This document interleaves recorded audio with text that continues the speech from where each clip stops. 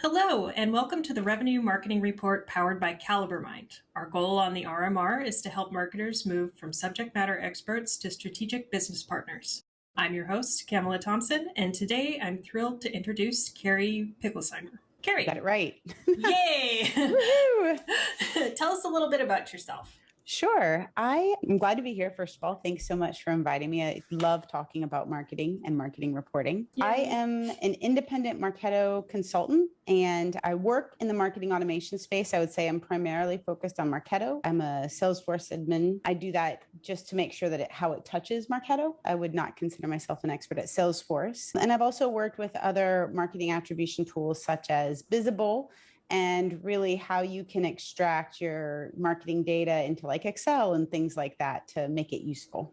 Awesome. Yeah, I'm both a Salesforce admin and I've admined in Marketo, Eloqua, HubSpot, like all of it. And it's so useful to have that background with Salesforce to know how everything's working in the sequence of things being pushed back and forth. And that's so cool. Yeah, I was super excited. It was also one of the hardest tests I've taken as an adult and gave me a whole new appreciation for what my kids go through at school when they take standardized tests. So it was a winning experience for me. Yeah, I think they used to at least brag about their 60% fail rate on the first go round. I studied really hard. I was working for hours on it. Yes. There's just so much. There's so many parts to it. Yes. Well, I heard you didn't start there, though. You started with graphic design. You want to tell us a little bit about your journey? Yeah, that's true. Actually, I love to talk about graphic design because I love it. I feel really lucky to have come into the marketing technology space from the creative side. So I won't date myself, but I was one of the first people to go through college where we actually used computers for graphic design. I learned on both a computer and I learned with rapidograph pens, which will really tug on the heartstrings of any older graphic designers out there. But one of the things that's been the most useful about having the graphic design background is that graphic design is always about solving problems.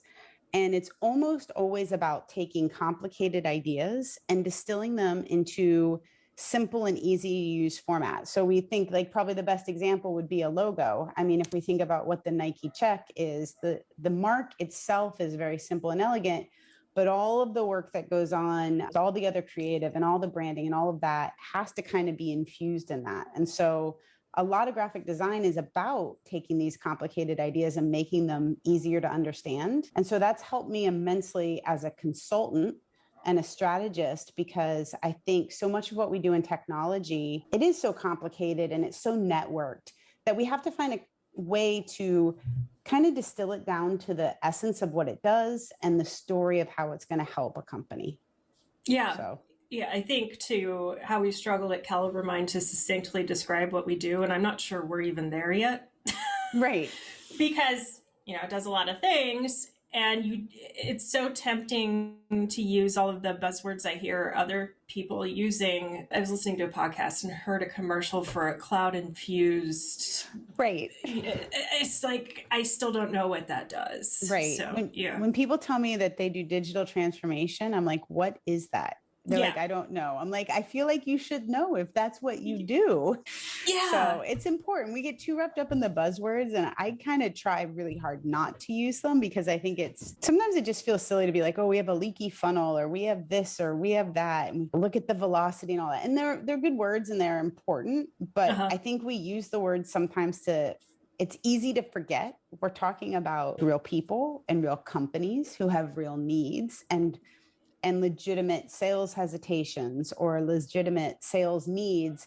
And when we use all those words, it's kind of easy to distance ourselves from what we're doing. And we kind of like really need to keep the humans at the center of all of the technology. And I think people lose sight of that, especially in B2B. I think B2C, they figured out you need to make it really simple and straightforward. It's not because people are dumb. We're all rushed. Right. We're busy. We don't have the time to dig into what the heck is a digital transformation, cross-functional workflow agenda. Exactly. Yeah. I know. I love that. Yeah, it's kind of interesting. One time I was at a conference and they were talking about B2B because we always think of like, oh, B2B are buying committees and B2B take a long sales cycle. And And you don't think that there's emotion in B2B. And what the speaker brought out, and I wish I could credit this person, was there's a lot more fear as an emotion for B2B people, because you're asking your company to spend their money on a technology. And there's a fear that your job is on the line if you don't get it right, if you make the wrong choice, if you spend too much. And so it's helpful to kind of keep that at the top of the mind when you're dealing with B2B sales, is that you've got to make sure these people feel comfortable enough to explain it on their own. How can you help them sell it internally? How can you help them train on it internally? So many things that we just kind of like, oh no, it's B2B. It's just, it's a buying group. It's this and that. It's way more than that. It's a lot of people. Yeah, I feel like if your employees are at a party and they're asked what you do and they can't explain it, marketing has work to do. Right. That's a great test. It should be really simple. Well, we could talk about this forever, but I would love to hear how you came to value data, because you started in the very creative designer realm. And I did. Interesting. I always loved the data side. In fact, in college, I wanted the double major. It wasn't an option at my university. So I got the minor in business because I feel like it's really interesting how the data impacts the creative. What do we know? It's that blend of art and science. And I think like where I really got to use it the most was when I joined a company called AssetWorks. I was with them for 8 years. And while I was there, we actually brought on Eloqua and then Marketo. And so I got the opportunity to do all this creative work. My graphic design always helped me kind of get me in the door. But once I had that skill and I could use that to like get the messaging out, get creative out, when we started using Marketo, it was such a game changer because you couldn't just be considered like the arts and crafts department anymore. Like now we had information about very specifically what was working in terms of how were people interacting with our website in addition to our emails and our trade shows. We had email stats, we had Google Analytics stats, and we had lists that had come from trade shows, but we never had them all together in one place. And so what working there taught me as a team of one that moved in to become a team of 5, and I think they've grown even more since I've left, is that once you have all this data about how people are actually acting, you're able to kind of learn more about what they need. You can pay attention to the topics that they're researching. You can pay attention to where they fall off in the sales cycle and learn more about how you get the message out to them at the right time and in the right way. And so the data really has got to be foundational. In fact, I was just working on another client and we're building out some emails. And I was like, do you have the list of who we're sending it to? They're like, we don't have the list yet. I'm like, well, I really like to see the list early in the process because I want to look at the job description or the titles of people. I want to make sure that when I'm building tokens, I've got the right first names. Am I tokenizing something where half the data is missing? So that was like starting to see how the data could really impact the creative, and data and creative together are really what drive marketing, right? Like, oh yeah. Yeah. We can't do one without the other anymore. No, I mean, A/B testing can tell you so much. And I think one of the mistakes I see when people A/B test is they change everything. Right. Instead of one of the components. And I think you can get away with some of that because open rates are reflected by the title, the subject line, and there's some correlation there, but focus on one thing at a time. And then I was thinking of data when it comes to design and tools like Hotjar and those other add-ons. They can just be so useful when it comes to figuring out what works and what doesn't. Exactly. And then to be able to look at the stats for an account and say like, okay, well, now we can actually see that we have 30 people listed on the Salesforce account, but we only have 6 that are really interacting with us regularly in Marketo. Let's look at who those people are. Let's use our Marketo data to be, and I'll speak about Marketo, but I think this is true for Eloqua or, like even when you're using MailChimp and things like that, there's a lot or even HubSpot. Yeah. HubSpot. HubSpot's probably my second favorite, if I'm allowed to say that. I'm kind of there with you. It's like Marketo, HubSpot, Eloqua. Yeah, sorry guys. Kind of like really, but so your marketing automation tool gives you a really good sense of who is actually researching. And then you can pass that on to sales intelligence. And I love when you have a good relationship with the sales team and you can say like, as marketers, here's what we're learning. And here might be a good way to start the conversation the next time you call them. Well, and it's reciprocal too, because they're on the phone with people all the time. All the time. So they know what's hitting and what isn't. So if you suggest something and they come back and say, right. That's the age old thing. Like, we're throwing you MQLs and they're like, these MQLs are crap, and we're like, you're probably both right. Yeah, you're probably both right. Exactly. You're both right and you're both wrong, right? There's something we can all learn from each other. Exactly. I love that. Now, every marketer at this point has data because we're all using tools. It doesn't matter if you're at a live event or you're working on SEO, but not every marketer uses data. Yes. How often do you think people should be checking things, and what are they missing out on when they don't look at that information? That's a really good point, because I think at this point in time, we are not lacking data at all, but we are lacking insight. I think that what's happening is we're drinking, to use the cliche everybody talks about, like we're drinking from the fire hose with all this data, and often it's coming at us so fast that we don't pause to really take in what it's telling us. So I think that the first thing that every marketer needs to do is they need to make friends with the data and know that their data is as much a tool as Photoshop is or as good copy is. And the key to doing that, I think, is to kind of edit the data. And you need to think of the data as answers to a question more than you need to think of it as like a spreadsheet. So I really recommend when people start reporting, they start by asking a question. Which content drove the most opens this past month with our email? Okay, well, now we've got the question. So let's take a look at the data that we have. We have our open rates, we have this and that. And then you can say, well, like, is the audience we're reaching right? Well, let's take a look at website visits or opens or people that attended trade shows, and let's kind of do an analysis of like job titles and things like that. And I think that when you start to use the data as, kind of like clues to help you move your marketing forward, then you stop trying to make it perfect. Because I think that's the other thing. Like, I think we have too much of it. We're trying to perfect it. And so we start serving the data instead of the data serving us. Or maybe we're not serving the data, but we're serving the reports for sure. We're putting too much effort into reporting as like the end stage, as like the finish line. Like, we finished the email. Here's our email report.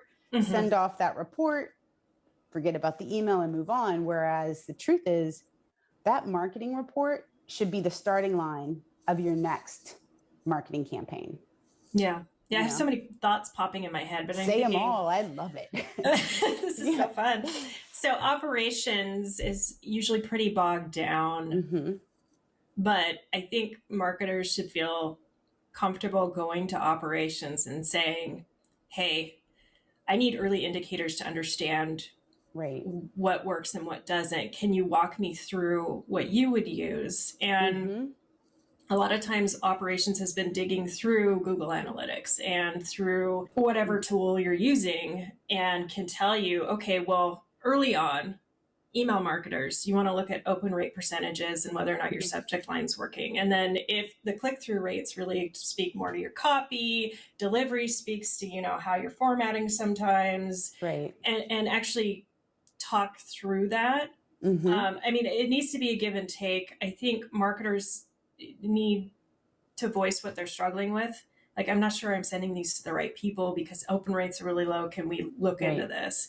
But that also means that marketing leaders need to staff their organization so that there is time to support the organization in doing that, because I think that information is so important.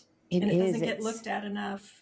No, it's actually really interesting. In terms of marketing reporting, I think the operations team is often very tasked with making sure that the reports are there, making sure that we're kind of flowing the data in the right way. But what tends to happen is that we have this, we don't have a relationship with the reports. We might look at them just to make sure the data is correct. And if we have something wrong, we're going to go back and try to figure out why something didn't happen. But a lot of times it's just, I feel like the reports start to ask the questions. And sometimes it might be, I've been lucky to work as a consultant for lots of different clients. And what's interesting is I've been asked to do a lot of different email audits. And a lot of times people want I think their hope is that there's this technical answer. How come our open rates are falling? How come our click-through rates aren't high anymore? How come we're not getting, is it a lack of deliverability? Are we all of these things? And I've rarely been a part of an audit like that where the answer actually didn't come back to the creative or the audience.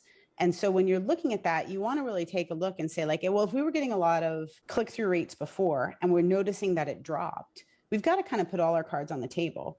It might be technology. Maybe we're not getting into the inbox, but has our audience, have we flooded them with emails? What else is going on in the audience's world? That's the other thing. We have all sorts of things that impact. And that's where I think like you have to keep that human centered at the data. And remember, we want our emails to get through, but our audience is getting emails from us, from every other vendor. They're getting emails from their kids' school. They're getting emails from something they signed up for like dentist. 10 years ago, dentists, doctors, Kohl's, Joanne Fabrics. These are the ones that keep coming to me over and over. Michael's, yeah. Michael's sends a lot. You know, you want that 20% off once, and then you're paying for it the rest of your life. And so the really important thing is to let data start, but like data has to be kind of mixed with this like art and science. And you have to have like a detective hat on. You want to put it in and be like, okay, what is this data telling us? What can we learn from it? And then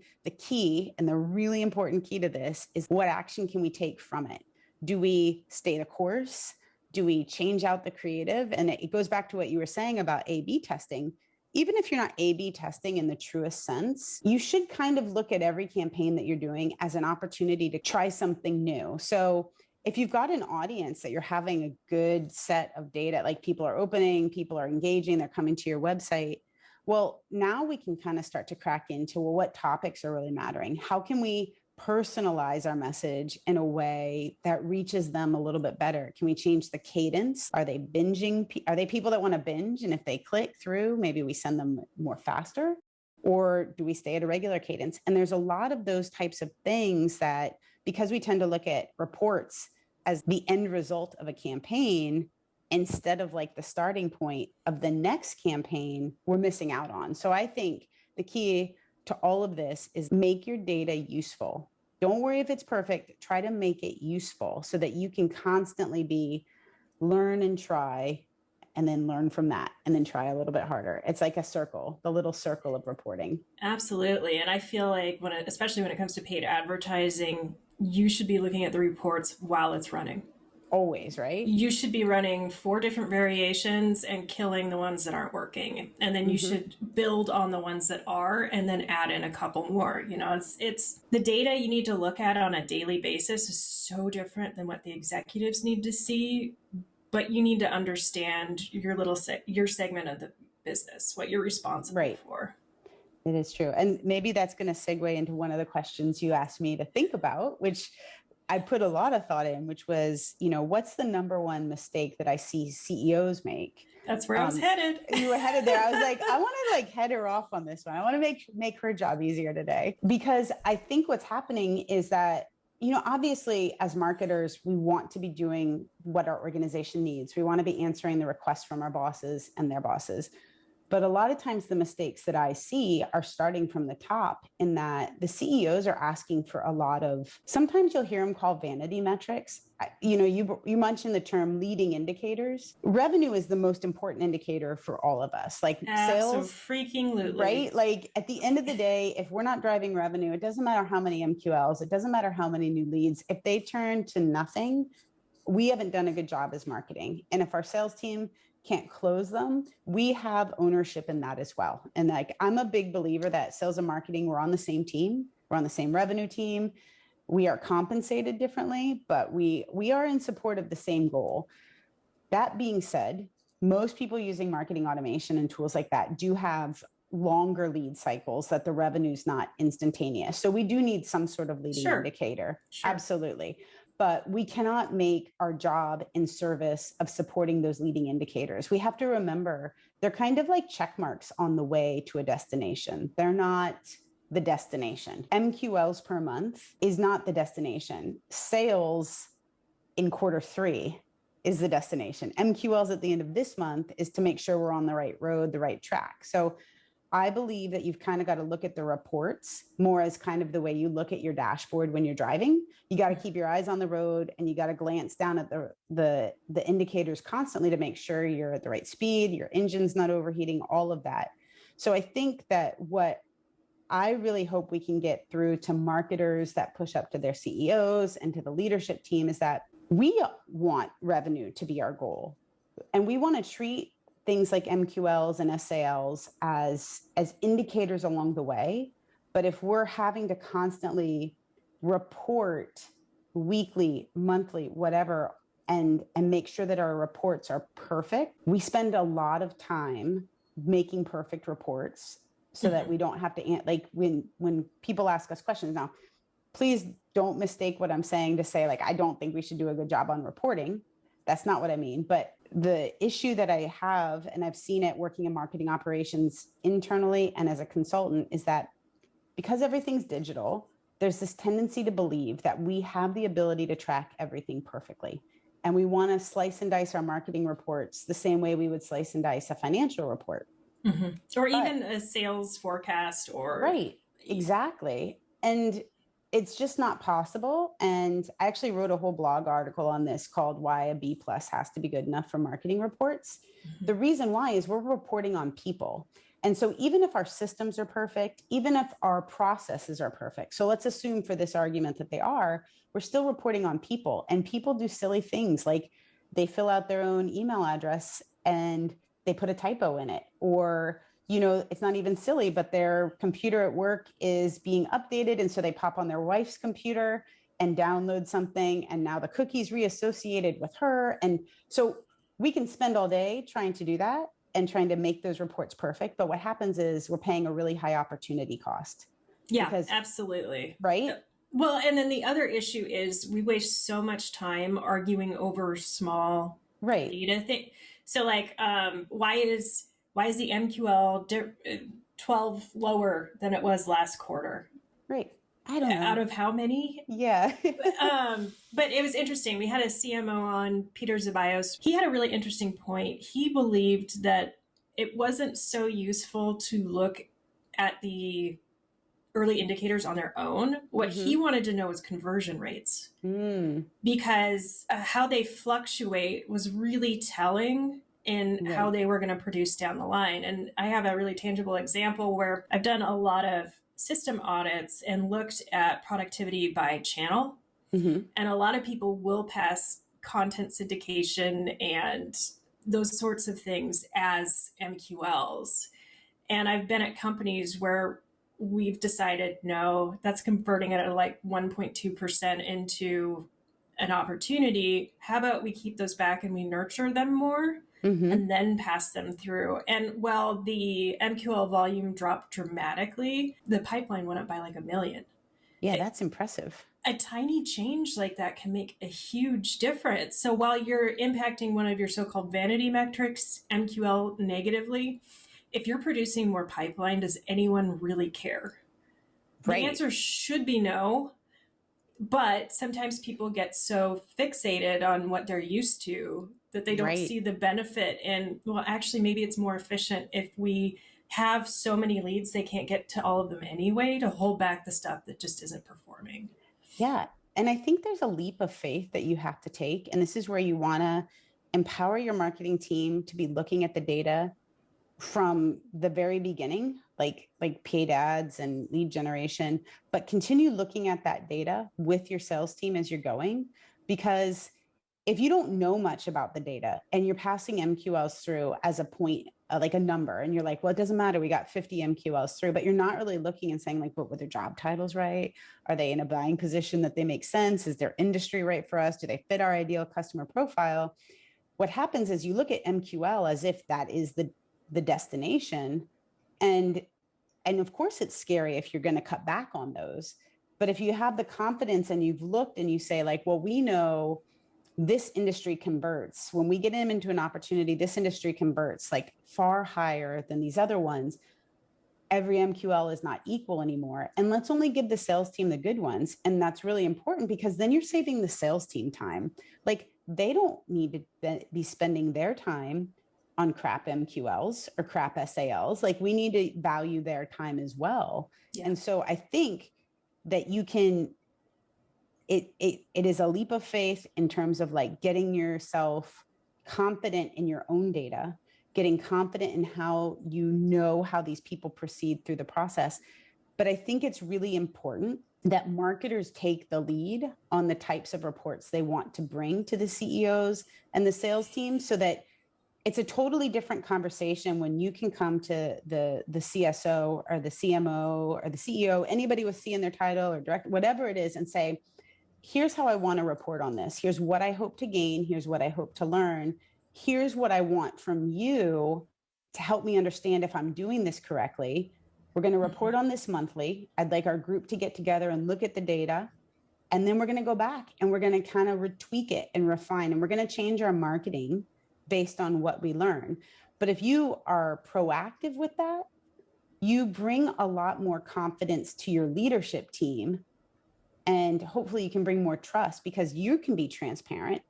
And I always say you have to let the data speak, but you have to let it speak honestly. There are going to be times you do a marketing campaign that is not effective, and and own it. Yeah. Own it and learn from it. You know? There's already tension between marketing and sales. They start to suspect you're hiding anything. Yep. It's game over. Yeah. Just come out and say, come out. Wow, we botched this one. Yeah. And we learned, but here's what we learned, you know? And I think that's the really important part, is that you got to be playing the long game. I love football, and I love, you know, like, do you think that they're like prompting Tom Brady, like, you know, how many first downs did you get last game? Does it really matter? Like, did you win? Could skip all first downs and get touchdowns. I mean, like, these are the things. But when you make a mistake, have the confidence to say, here's the mistake, or here was the misfire. Here's how it happened.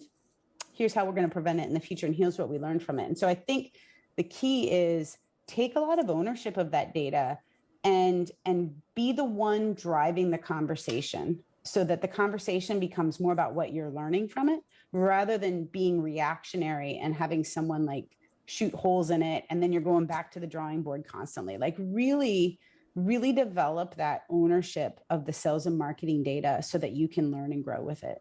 Oh yeah. Like, one of the benefits to owning the data story for marketing is being able to point out things that might be missed if it's negative. So yeah, we missed our MQL number, but pipeline doubled.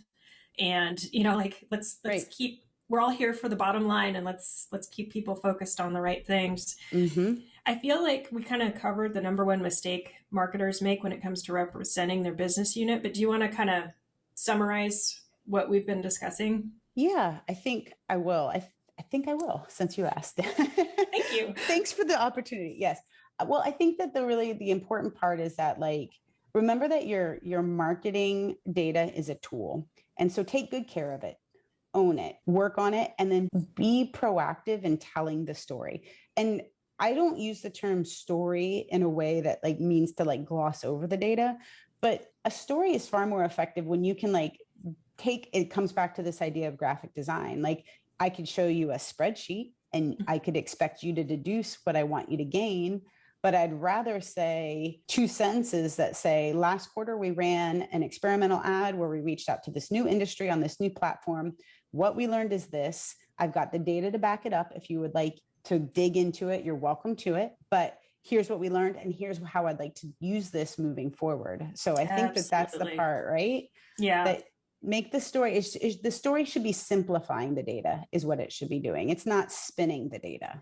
Yeah. I mean, don't assume that everybody sees what you see, for one. Very good point. Like, a lot of people don't. So your philosophy on reporting, we had a conversation prior to this, and I just loved what you had to say. Yeah. Sure.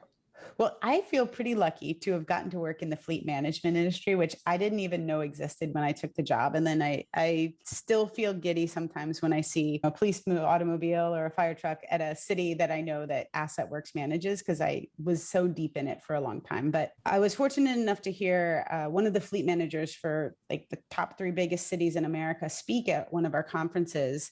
And he was saying, I mean, they manage over 20,000 vehicles in their fleet, which means they're also dealing with at least 20,000 drivers or more, and then the public that interacts with them. So potentially millions of people. And he said, we will never report on something that we are not prepared to take action on, because if we know something and don't take action on it, that's a liability. And so what he was speaking of is they were working towards making their fleet a lot safer. And so they were reporting on safety data. He said, but we weren't going to start reporting on it publicly until we were prepared to be able to take action on it. So they reported on things like, where did the accident happen? What time of day did the accident happen, from the side, from the front, from the back? So that then they could take action to make their drivers and their fleet safer. And that's like a life or death situation. We're just in marketing, luckily. And email open is, I would hate to imagine the day where that caused a problem, but we should be taking the same mindset with our reporting. Let's report on the things that we're prepared to take action on. Yeah. And very simply. So one of the key things you'll learn as you manage reporting is how to anticipate questions and dig in and provide the answers earlier. And that's why I like your statement about we'll never report on something that we can't take action on. Like, if you don't understand how you can influence a metric, dig into it before you put it in front of everybody, because they're going to ask a ton of questions.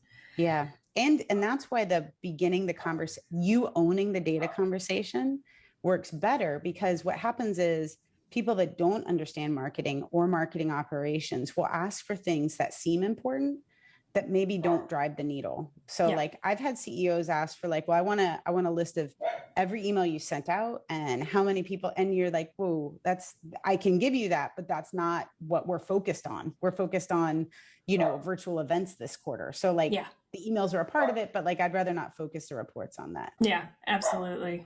So let's talk a little bit about why data is such a struggle for marketers. There are a lot of reasons, but I'd love to hear what you're seeing.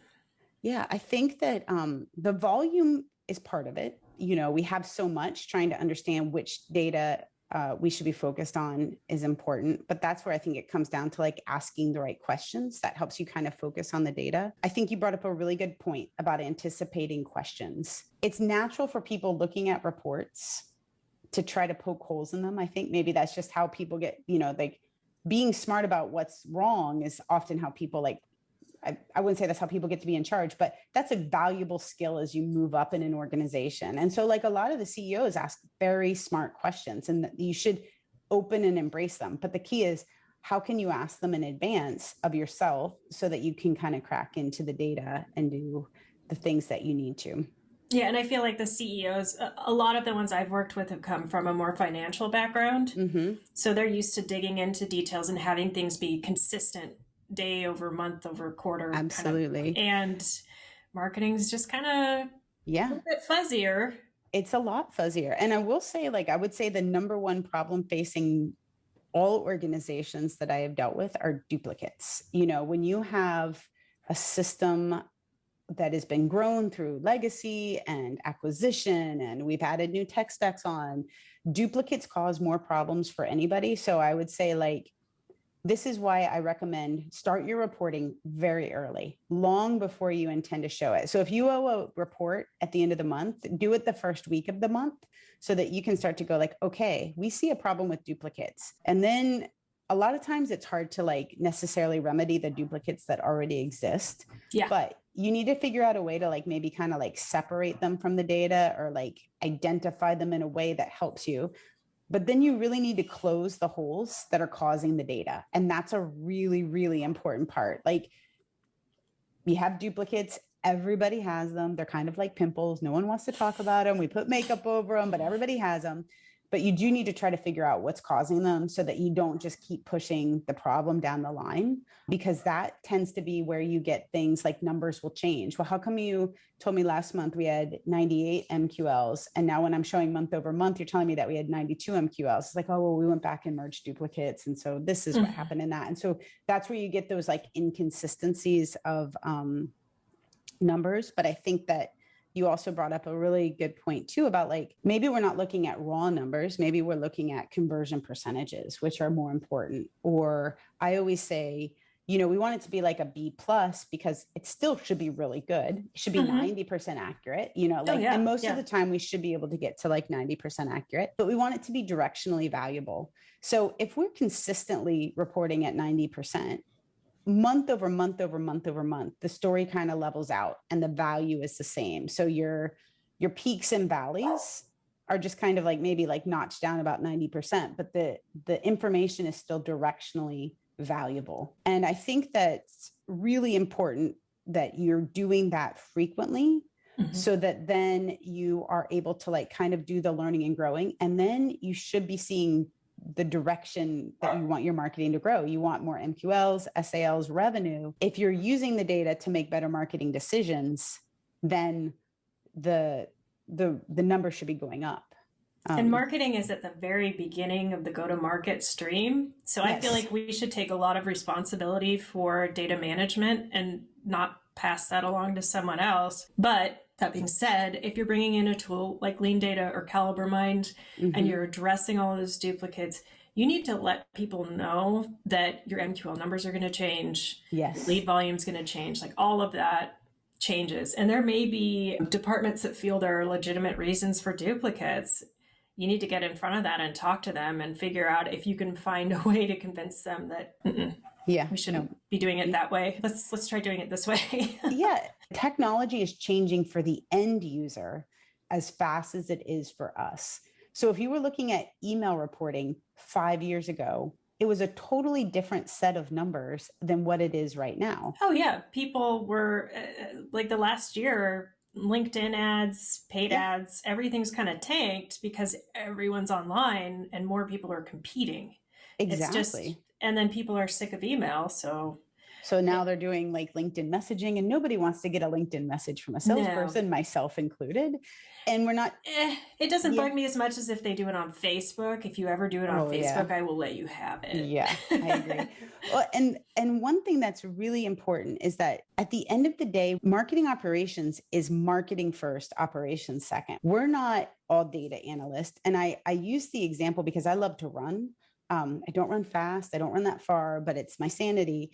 And I always wear an Apple Watch. And prior to that, I wore like a Garmin and all of that. There have been times that I've gone for a really good run and something glitched out with my watch and I don't have it recorded. Does that actually matter? No, doesn't matter at all. I still got the run. My body still was outside. And so we have to remember that with the marketing reporting is that it is marketing first, reporting second. So the reporting needs to serve the marketing. It's a tool, we can use it, but we should still be using the marketing as the driving force. And so that means you're going to do things that don't have a high visibility reporting wise, and that's okay, and that's where like we focus on revenue. The other thing that I think is really, really important, and I think this has just got to be a cultural thing that you've got to find a way to promote, is that reporting is never about egos.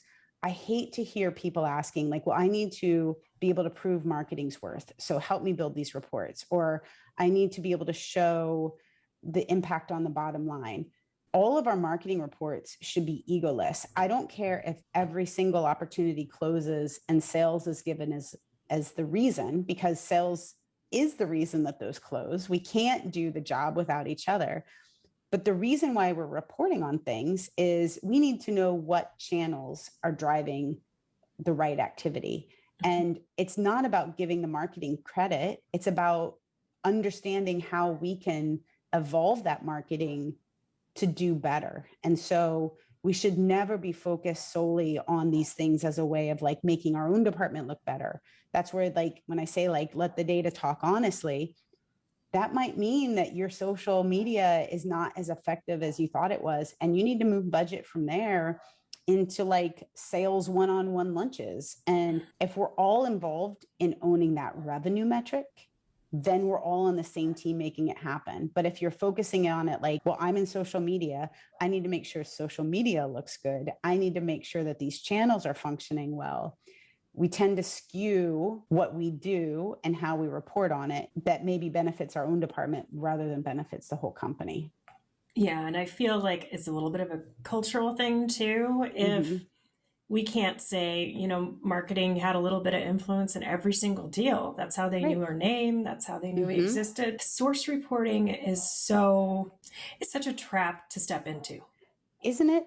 Attribution is better. Right. It's still not 100% because we can't possibly capture everything, like word of mouth. And somebody was asking me how we can track like podcast advertisements I'm like, well, unless you're using a promotional code, you're expecting to install a chip in someone's brain and be able to tell when they came. I mean, you just can't. You can't. And isn't that okay? Yeah. I mean, wouldn't it be great to just attend this call, enjoy it, listen to it? And if you're a person who's interested in Caliber Mind or consulting services, and 6 months from now, you remember that like you heard this conversation, fantastic. Ultimately, it's all going to come into play. This conversation's still valuable. Like, and I think like I think it comes back down to basics. Do what's meaningful, not measurable. I mean, even when you send out a thank you card, that handwritten thank you card might be what closes the deal for, you met someone out and whatever you did. And that might be, and you may never know that was what it was. But if you made the human connection and you built that rapport with a person, then that's wonderful. Like we should be doing what is right more than what is measurable. Well said. We should just drop the mic, right? I do think though that that's a really important part of the whole thing because everything's gotten so digital and because we're reporting on stuff, if we're serving the reports, we will stop doing the things that aren't as easily measurable because they don't help our reports as much. And that's where we have to remember the reports serve marketing. Yeah.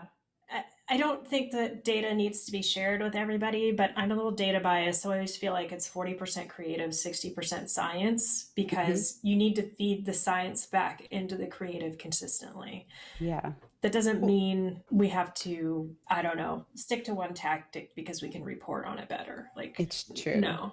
Well, there's a coffee roaster near you because I used to live out near you in Seattle, Delano's Coffee Roaster, and they had their cups had this picture on it and it said, the art is in the roasting, the science is in the repeating. And I was like, oh, that is like so brilliant because that's what it is. The art is figuring out and the science is how can we scale it? How can we make it a little bit easier to get that out in the marketplace? And so I just have always loved that. That is amazing. Isn't that amazing? It is. I tried to find like a poster of it to like hang in my office. Like, why don't you guys, did you trademark that? It's such a smart idea, but it's really true. I mean, like the art and science, they're going to flip flop back and forth. It's going to be art one day, science the next, back to art. And so I think the art is also in that interpreting of the reports. How do you pull the story out of there that tells you what to do? Sometimes people get a little bit overwhelmed by that, but that's where I think just ask lots of questions. And there may be some people listening to this going, my God, you want me to look at data all the time? It takes me 2 weeks out of the months just to clean this crap up and get it all hooked together. That's where advanced analytics and automation come into play. Because if you have access to real-time insights all the time, right, you actually have the time to turn that into insights and then take actions on them. I think you've got to get the confidence to push back as a partner and also make sure that you're explaining how this values the company. The goal, the problem isn't that you don't want to do the job. The problem is that if you're spending 10 hours trying to get bulletproof reports, that's 9 hours that you could have spent building out better creative. Yeah. If you could do it in an hour. And so the key is to try to get to the heart of the question. Love that. Yeah. So I want to really quickly discuss your poll. Yes.